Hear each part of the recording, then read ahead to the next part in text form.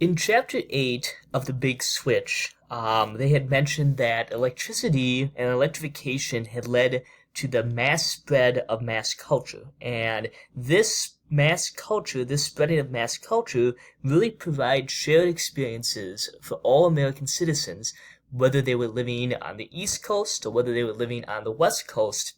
through TV and radio programming. But as technology has continued to advance throughout the years, and as more digital devices have become easily accessible to the hands of Americans, we see that the cost for providing information and the cost for spreading information has continued to dramatically decrease, which means that at one time, information through technology had been rather scarce, but now we have an information overload. And the text had mentioned that the newspaper industry, as you can see from the visual here, has been particularly hit hard by the internet and through technology because more Americans are now getting their news through the internet and from websites, and they're often buying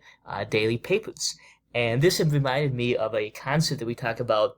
in economics known as creative destruction. And essentially, creative destruction is describing the whole process of how one product or way of doing things may become obsolete or may be replaced by another product or another way of doing things that becomes more efficient and more productive. And the text went on to mention that as a result of having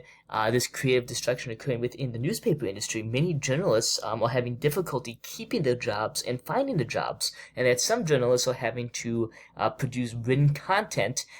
for websites, and the content that they produce is trying to attract the largest amount of readers, so that way the websites and the companies can have enough advertisers on their webpage. So that describes some of the concepts that we talked about in Chapter 8.